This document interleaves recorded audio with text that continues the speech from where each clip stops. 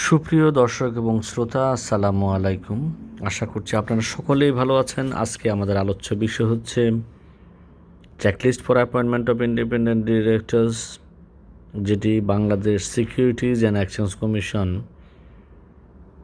জানুয়ারি 12, 2021 সালে প্রবর্তন করেছে।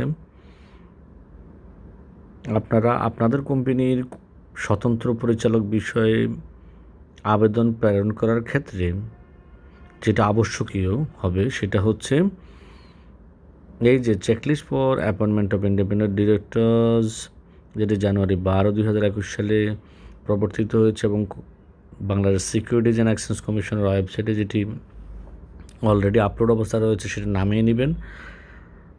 সেখানে প্রথম লাইনে লেখা থাকবে বিসেক form for corporate regulatory disclosure for independent director. But নামানোর ক্ষেত্রে দেখবেন ট্যাবে ওই যে শব্দটা আছে চেকলিস্ট, বিভ্রান্ত হওয়া যাবে না। নামিয়ে নেবেন। নেওয়ার পর বাম পাশে থাকবে কন্ডিশনস সমূহ, মাঝে থাকবে পার্টিকুলার্স এবং ডানে হচ্ছে আপনাদের বক্তব্য এবং আপনাদের অ্যাটাচমেন্ট সমূহের তালিকা আপনারা দিবেন। যে কাগজপত্রগুলো আপনাদের আবেদনপত্রের সাথে প্রেরণ করবেন সেটা হচ্ছে প্রথমে একটা কভার লেটার লিখবেন প্রপোজড ইন্ডিপেন্ডেন্ট ডিরেক্টর এর ইন্ডিপেন্ডেন্ট ডিরেক্টর বিষয়ে নিয়োগ অনুমোদনের জন্য, যেটি স্বাক্ষর করবে ইদার চেয়ারম্যান অথবা এমডি অথবা কোম্পানির সেক্রেটারি।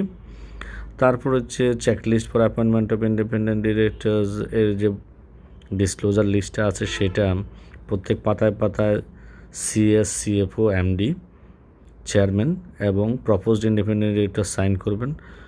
এরপরে গিয়ে আপনারা অ্যাটাচমেন্টগুলো দিবেন। সেটা হচ্ছে NRC details member list, NRC মিটিংয়ের এক্সট্রাক্ট যেটা ওই ভদ্রলোককে ইন্ডিপেন্ডেন্ট ডিরেক্টর হিসেবে প্রপোজ করেছে, তারপর হচ্ছে এনআরসি টিওআর,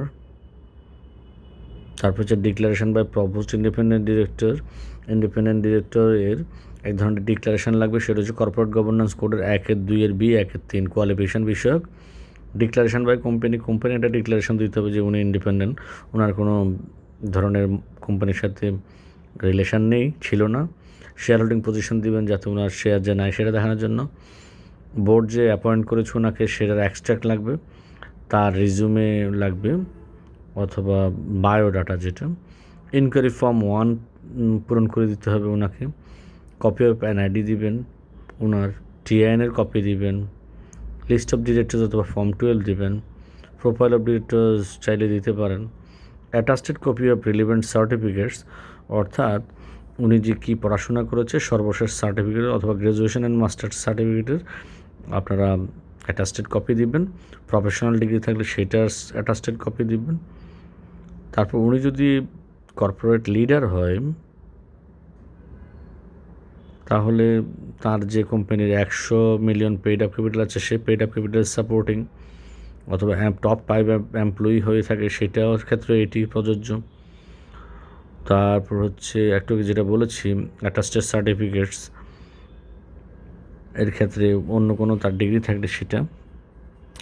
পোর্টফোলিও স্টেটমেন্ট দিবেন যেটার নাম হচ্ছে সিডিবিএল DPA6 রিপোর্ট, সেটার নাম হচ্ছে পোর্টফোলিও স্টেটমেন্ট দিবেন।